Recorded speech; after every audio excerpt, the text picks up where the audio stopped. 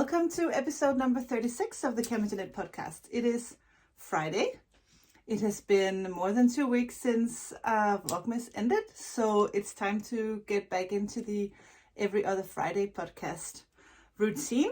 So this is the first podcast of 2022. I think it's actually the first time I say that out loud, 2022. Kind of like the sound of that. Let's hope for better times and less pandemics and what else we have. So welcome back to the channel, and for those of you who are new, welcome. Happy New Year. We are 1 week into the new year, and for me January and always just kind of marks the beginning of something new and exciting. So I'm always happy to get an opportunity to start over and adjust and think about what I want to do more and what I want to do less. And 2021 was an exciting year for me and Chemistry Knit. Of course, it's also been a shitty year in many other ways, but for me as a business, it has been a very interesting year. And I'm just hoping that this coming year will be equally as exciting, or maybe even more so. I have signed up for my first knitting event. And I don't know yet if it's going to happen or not. Hopefully it will.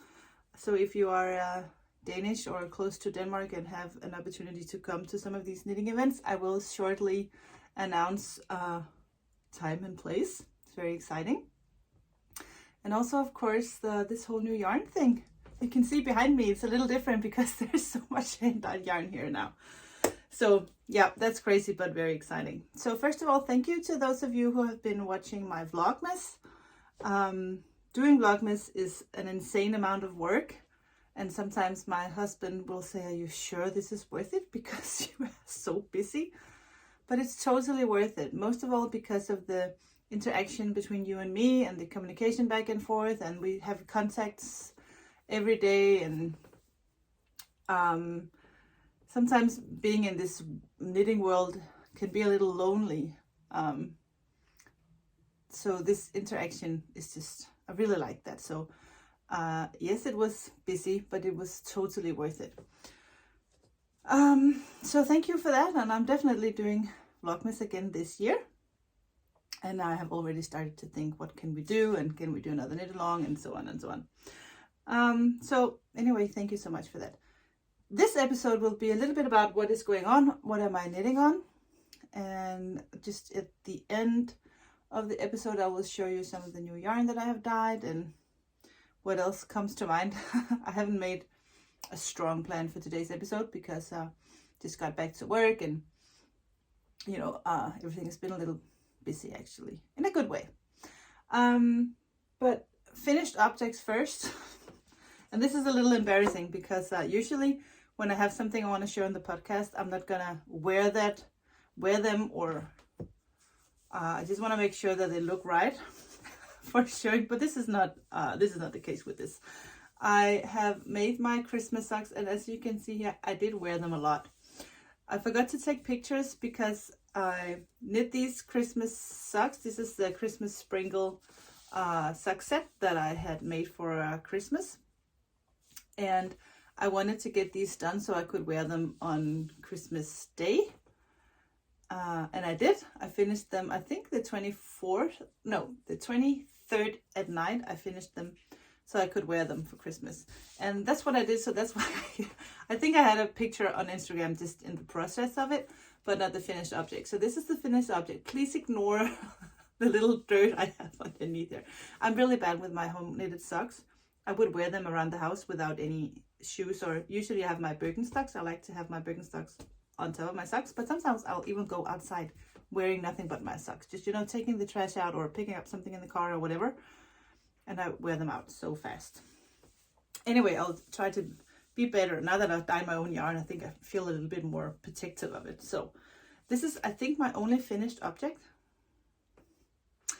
Yeah, if you don't count the cowl. Hold on one sec. If you watched the Vlogmas, you will know this piece. This is the Bubblewrap I call it the Bubblewrap cowl. This was the knit along for this year's Vlogmas. And if you want to knit it, you can do two things. You can either watch all the episodes and kind of get all the clues, or you can buy the pattern, because the pattern is being released today. I just got everything ready on Ravelry, so as soon as I'm done podcasting, I will be pressing release on Ravelry and my web shop, so I'll have links down below. Because you need exactly 7 mini skeins for this cowl, and of course, maybe that's not of course, but you also need 3 skeins of silk mohair, which is approximately 595 meters, so that's 3 25-gram skeins.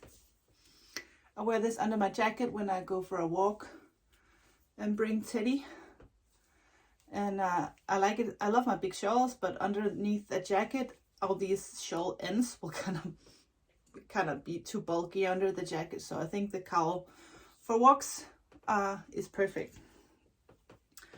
I did make some mini skein sets for this, because I thought not everyone has mini skein advents, and not everyone knows exactly what to do with 24 mini skeins. So I made this set of 7 mini skeins, which is exactly what you need for the Bubblewrap cowl, and a mohair, silk mohair of your choice. For this I did white, but you can do any color. It just kind of gives it that little touch of something else on top. If you go either pink or green or white or even black, I think would look really good. I have one set left. I put 5 online the other day and they sold so fast, so there's only one left. But I will be making some more, not these exact colors, because this is just I was just playing along in the dye studio one day and I made 5 of each of the mini skeins. But if this is something you continue to buy from the shop, I will definitely continue to dye these sets. I was thinking maybe even to do smaller sets with only 5 mini skeins, or I was also thinking about just having small mini skeins in the shop. You can just buy one, so you can mix and match the way you want. But I didn't really wanted to talk about yarn now. I just wanted to show you the Bubblewrap cowl and let you know that it's online. I haven't published a pattern for a while, so it feels really good to be having something out there. And pretty soon I will have the forest pine sweater out as well. I don't have it anymore because I gave it away, but it is, and I have shown this 100 million times, it is the sweater I made from the alpaca from Pasquale, the green and this sand color. And I was supposed to knit it for Lars, but it wasn't big enough. So I gave it to my nephew for Christmas, and it wasn't big enough for him either. So I gave it to my friend. And now, because I am I still owe Casper this sweater, I have to knit him a new one. And then I thought, that could be fun to dye some of my own yarn and then make him my sweater in my yarn that I dyed just for him. And I did start, and there's nothing wrong with the yarn or with the pattern or anything. You can see this is the beginning, and it's looking pretty good. But this is a 100% DK merino. No, it's not, because it's sock yarn, so it has like 25% nylon. But the structure of this yarn, it doesn't have the same halo as the alpaca yarn does, and I miss that. So even though I dyed all this yarn, and it took me some time because I had to re-dye some of it because I wanted just a particular deep green color that I couldn't get. The first attempt, it was too light, and then I had to kind of give it more dye, and now it's perfect. But now I'm not sure this is the way I want to go.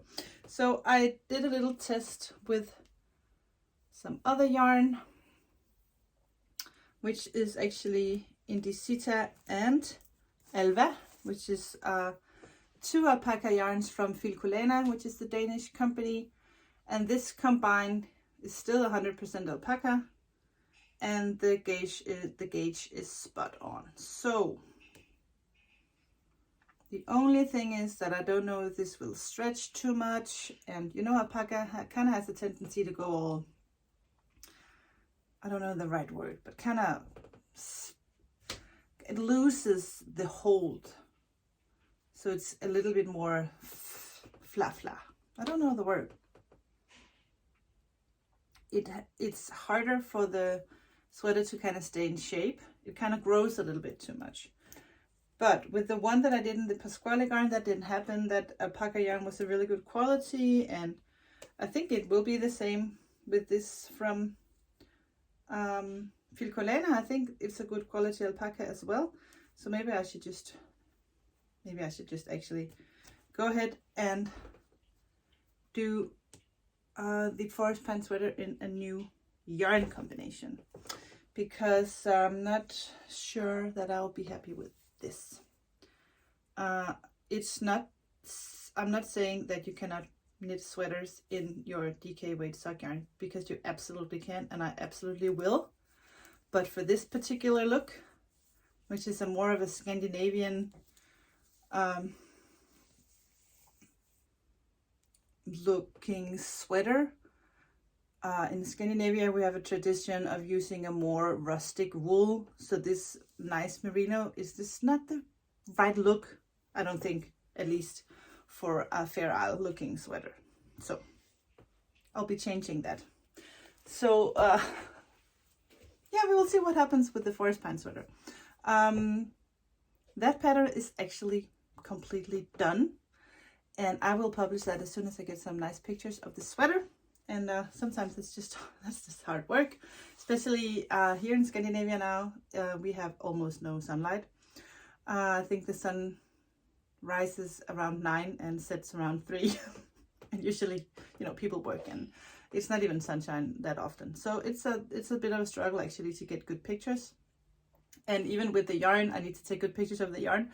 So if I'm doing something completely different, or having people over for whatever, and there's a little bit of sunshine or light outside, I'll just run and grab the yarn and do a photo shoot outside, and people are like, what are you doing? Well, I have to take advantage of this 2 minutes of sunshine. Anyway, next thing. I have cast it on. I did that a long time ago. I totally fell in love with this blue Stovepipe glitter from Madeline Tosh. It's a long time ago. And I bought it because I was either going to knit myself another Vanilla Wave or a Melancholy. And I decided on the Melancholy. So this is the progress. I did the turtleneck. That actually is somewhat of a patience, but don't you just think this looks gorgeous? I can't wait to wear this because it's so cold now, and the school where I work is also always very cold. So this will be a perfect go to work sweater, and I'll drop my yarn.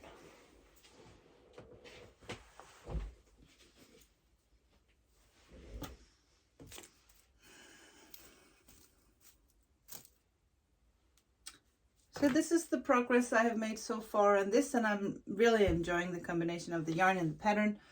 And this is a 3x1 ribbing. So this is a 2x2 on the turtleneck, and then down here it's 3 purl 1. So this is totally relaxing.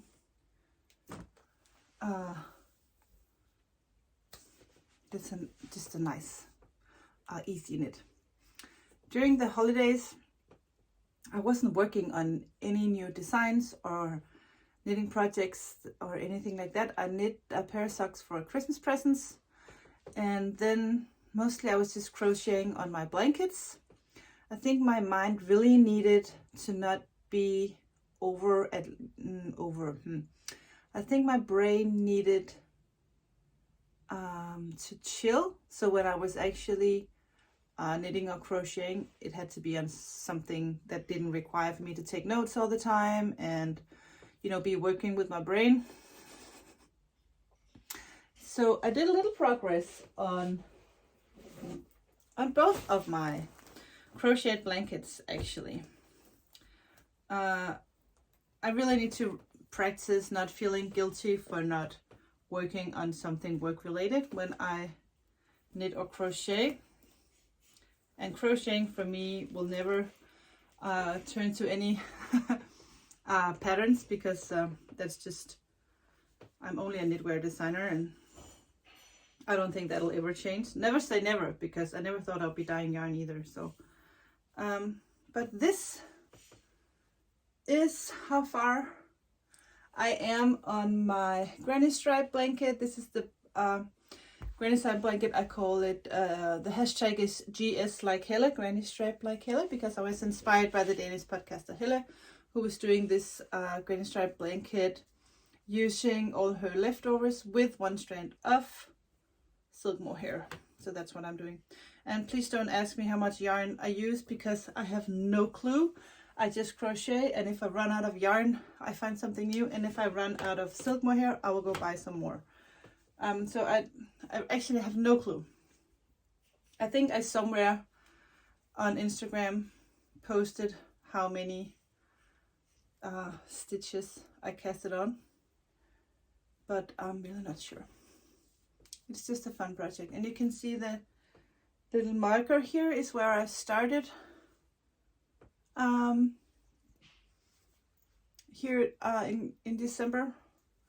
So this is the progress I made during the holiday, and this is so fast because I'm working on thick, it's a 5 or H sized hook in all my hand dyed scraps. This is actually from Forvalborg, the one I got in an advent last year, and I think this is some Birk and Bell in one basket. And I also worked a little bit on, maybe some of you remember this, which is the corner to corner crocheted blanket. I don't even remember when I started this, probably a year or two ago. And progress is made from this little one. So it's actually just these last, what, 2 stripes. I think the yellow was already started when I picked this up after Christmas. So, but I'm at the widest point right now. You kind of knit it from the corner, and then you go up, up, up, up, up, and then back to the corner. So right now I'm at the widest spot. I'm not increasing anymore on this side. I have stopped the increases, as you can see. So this is the one corner, but I'm still increasing on this side because it doesn't have the length yet. It's very close. I think it is as tall as me right now, but I want it just to be a little bit taller than, or longer than me. So when I'm on the couch and you want to put your cover on, it will be long enough to cover under your feet and all the way up. So it's nothing. I hate blankets that when you want to cuddle up, you kind of wrap it, then your feet will stick out and get cold. So I'd rather have it be a little too long than too short. And I'm in absolutely no hurry with these blankets. I just pick them up whenever I need a break, or if I don't have any. I always have something on my needles, so that's not true. But if I'm not having anything on my needles that I'm kind of into, this is always a nice break. And it's also a good break for your hands to not be doing the same movements all the times. And I can tell actually that if I've been crocheting for a few nights, I need to stop, because it's just another way to tire my wrists. So changing the way what we do, and even just changing, if you're knitting on very small needles, that kind of put a certain type of restraint, no, not restraint, a certain type of then you use your hand the exact same way. So just changing your knitting project to something with larger needles will actually just change the work that you do just a little bit, and that's good. So that's a good excuse for having a lot of projects going. I always have so many projects on my needles, and I try not to get stressed about it. So yeah, that's why I don't have that many knitting projects, because during Christmas I was just actually not knitting very much, but mostly just crocheting on my blankets or knitting some socks or doing something very mindless knitting. So having cast it on, I did cast on a long time ago, but I just cast it on and then I didn't do anything. But now I picked up all the silk mohair I need for the melancholy sweater, and it feels good to just have one project like that to be working on. And then I need to get the yarn for the forest pine sweater so I can actually get Casper's sweater going. And that's it. I think for a little while that'll be it. Okay, so let's talk a little bit about the yarn. I just dyed some yarn, not yesterday, the day before yesterday. I'm kind of on the hunt for a colorway that has been kind of hard for me to get. This is the closest I have ever gotten for the, and I think it's actually shown pretty good. I got a new phone, and the camera on this new phone is way better than on the old one, even though the old one was pretty good. But this is can you see that it has a purple undertone, and then at the same time it's a cold brown. So I wanted to have the yarn be kind of a cold lavender, and then dye some different browns on top to kind of get this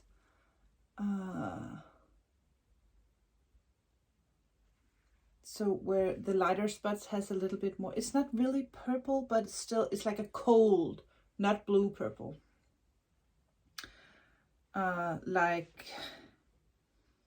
It's so hard. It's hard to explain colors sometimes. It's like coffee, really dark roasted coffee beans. I love this color. It's like a very black eggplant or something. It's hard. I really like it. So I will be continuing to experiment with this until I get an easy. This was a very hard recipe because I did 3 layers of dye until I had the right color, and of course that's too long of a process. So I will be working on this to find a recipe that's a little faster for me to do. The next time I do this, it will not look exactly like this, but I'm still experimenting to get just the right recipe. And the other sock yarn, this is a sock yarn. It is the 80-20, so 80% superfine merino, 20% nylon. It's very soft, lovely for socks, but also lovely for anything else, like sweaters. Add a strand of silk mohair, and you have the same gauge as, you know, many, like a US 6 or a 4mm needle sweater. Sorry, there's traffic on my street. And this is the other one I dyed. This is called Ice and Spice, and it's funny because I wanted to remake this that I have in the DK way that I think is just stunning. It's like a cold mint with some warm specks, and I wanted to do that on the sock yarn, and I did the exact same thing. The exact same amount of everything, and still they turned out different.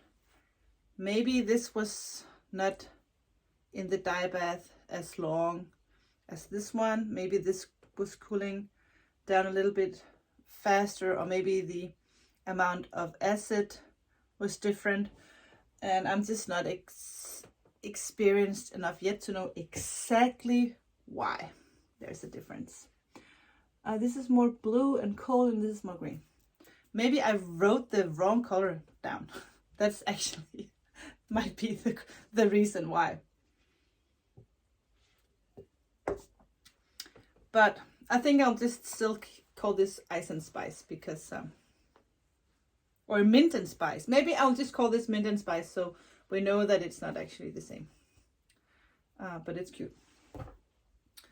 I did dye another sock yarn the other day. I call this Hosta because it looks like my Hosta in the garden. It's green, but it has this touch of a turquoise, so it's a little bit not green, but kind of a touch of blue to the green. And I did this one, which I call Oh Crap, because it is the exact same color as red crabs. I really like this. It's so rich and so speckled and lovely. That is the 4 new sock yarns. Yes, I think the others I have already shown. Then I have really added a lot of single 366. So this is a new base that I have in the shop. And the reason why I got this, because I already have this one. This is a 420 meters per 100 grams. Lovely fingering weight yarn. And a little thinner than this one, of course. So for some of the projects where you need your gauge to be like 30 or 32, or even for the Sandcastles, the Sandcastle baby cardigan that I made, the gauge is pretty high. I think it's 32 or something. It's way easier to get that gauge with this yarn than it is with this yarn. So I love this and I want to keep this 40-20. But this is a single ply, of course, and this is also a single ply. And this is a 366 meters per 100 grams. And the reason why I decided to have this in the shop is that so many other hand dyers have this base. It is the same base as Madeline Tosh, the single merino base. And a lot of other hand dyers have this base. And I think it's good that we can mix and match. You don't have to buy sweaters quantity with me or anyone else. And lots of us buy, all the yarn that I have over here is yarn that I buy when I go somewhere and I just fall in love with one skein. Like this one that I just got from Chelsea Lux in New Jersey. I'm just such a big fan of her work. So I just got one skein because I thought it was pretty and I don't know what to do with it. So, you know, then you have another skein and another skein. And so having a base that kind of matches everyone or the other hand dyers bases, I just thought was a good idea. So it's more like we can support each other and the bases match. So if you want to do a fade and you have a gorgeous blue at home and you think, this one will look good with the one I already have, then the bases match. It's like having the same charger for your phones or stuff like that. So it's just to have a base that could work with bases already out there. I do not see that many 80-20 single merino bases out there, and it's fine that that I have them and others don't have them, but I also like the idea of having something that we can mix and match. It's just more useful, or I don't know. I like the idea that you don't have to buy all your yarn at one place. I like the idea that you can have one of my skeins and one skein from other dyers and use them in a project. There's so many gorgeous patterns out there right now where you have to use different colors or do stripes or whatever. And yeah, so to make a very long story a little bit shorter, I took in this base just to be able to work with or have a base that would be, I'm in lack of words, compatible. That's the word I was looking for, to be compatible with other hand irons. And this one, just to make sure that I also have, this is not lace weight, but it's pretty close. So this will be perfect for that patterns that needs a higher gauge. Okay, I was really making a short story very long. I'm sorry. I'm hoping I make sense. Sometimes you have something in your head and it's very clear, and then when you use a foreign language, sometimes it just takes me longer. So sorry about that. But anyway, I think that's all I have for the yarn. Yes, except that I just want to, as I said, let you know that I intend to keep working on the mini skeins, most of all because I think it's so much fun. And I think mini skeins world will just kind of be my free zone when it comes to dyeing, that I'll just be playing with the mini skeins, and sometimes something fun will come up, and that can actually be a color that I apply to some of the others. Actually, that is what happened with this one. I was dyeing some bigger skeins, and I just put one in the pot with it, and the dye pot, and it just took a little bit of color, and then I gave it a little bit of speckles afterwards, and I just really love that colorway. So that is why I have this one, which is called Mint and Mustard. This was born because I loved this little one. So when I give myself the permission to just be kind of working and playing freely on the mini skeins, that is where some of the creativity is free, and I can just play, and then the magic happens. If you think too hard and make a recipe for the yarn before you even go to the dye studio, it will be too calculated, and you'll be afraid to play because now you have written everything down and you want to do exactly what you have put in your paper. Making sure you have a space where everything is allowed is important, and that's what I'm doing with my mini skeins. And that is also why I have all these cute ones that doesn't have a name, and but they will be like this one. It is so cute, and when I was playing I thought, well, this is not gonna be anything but mud. But I think this is one of my favorite colorways. So that's what happens when you just allow yourself to be playing freely, and look at them together. They look so cute together. So yeah, I think some of these I will put some of these online, and you can just buy one if you want to make your own sock sets. I think that will be fun to kind of be shopping around.